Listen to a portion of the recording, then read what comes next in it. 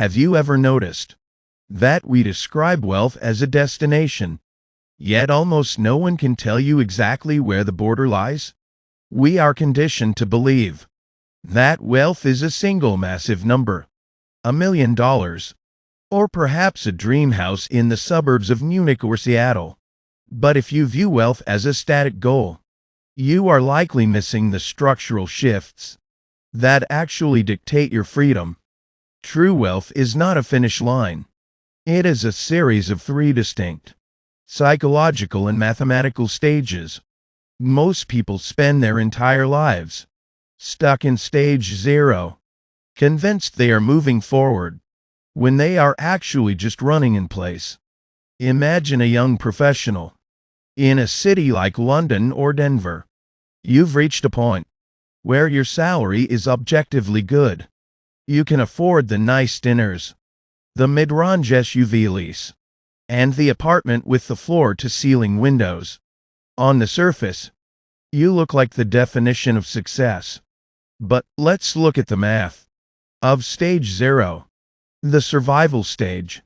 After the tax authorities in the US or Europe take their 30 to 40%, you are left with your net income. Your rent or mortgage consumes another 30%. Then come the success taxes, the $400 car payment, the premium gym membership, the student loan installments, and the credit card interest. From the furniture you bought to fill that nice apartment, by the time the month ends, you have perhaps $300 left. In this stage, you are not working for yourself. You are a sophisticated middleman for your creditors. If your paycheck stopped tomorrow, your wealthy lifestyle would collapse in less than 90 days. This is the stage of high income, but zero autonomy. The hidden flaw in our social system is that it encourages us to upgrade our stage 0 lifestyle. Every time we get a raise, we are taught to equate a higher salary with a higher cost of living, rather than a higher rate of saving. The math of this mistake is devastating over time. If you earn $60,000 and spend $55,000, you are saving $5,000 a year. If you get a raise to $80,000, but move into a bigger house and lease a better car, you might still only be saving $5,000 a year. Despite a $20,000 raise, your time to freedom has not moved by a single second. You are simply managing a more expensive set of liabilities. We do this because of relative deprivation, the psychological need to match the consumption of our peers, to prove we belong in the same professional class. This leads us to stage 1, the buffer stage.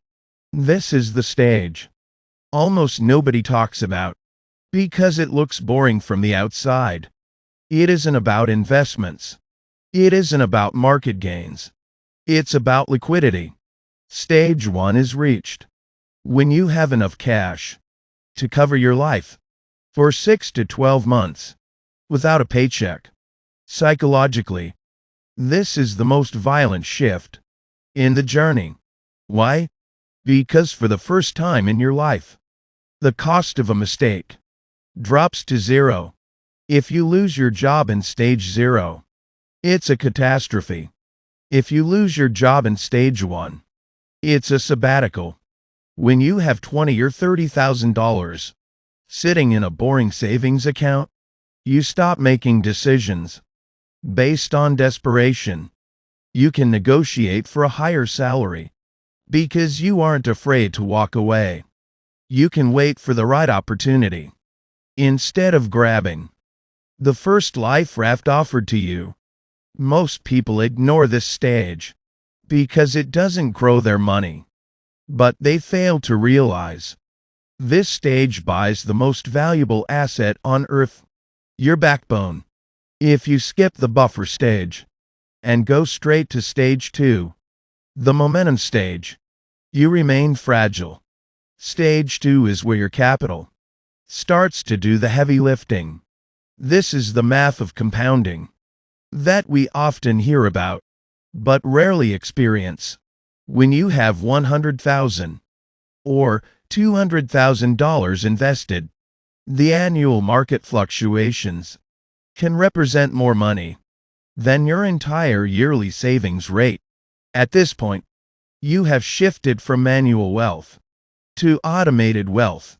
In the US and European markets, a 7% return on $200,000 is $14,000 a year. That is over $1,000 a month of passive income. It isn't enough to retire on, but it is enough to fundamentally change your reality. It covers your rent or your groceries forever. Financially intelligent people don't use this money to buy a boat. They use it to buy back their time.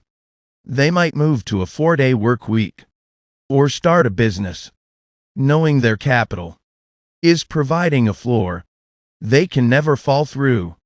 The long-term impact of ignoring these stages is the treadmill trap. If you stay in stage 0, you are forced to be a high performer until the day you die.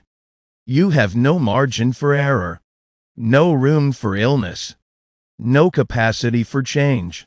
You are a prisoner of your own high standards. Wealth is the ability to live life on your own terms. It is the transition from I have to I choose to. Stage 0 is labor. Stage 1 is peace of mind. Stage 2 is freedom. The transition between them does not require a miracle. It does not require a lucky stock pick. It requires quiet, unemotional discipline to stop trading your future freedom for current status symbols. When you understand which stage you are actually in, the noise of the financial world disappears. You stop looking at the person in the next car and start looking at the math of your own sovereignty. If this analytical look at the structure of wealth offered you a new perspective, you might want to like the video or subscribe for more deep dives. Thank you for listening.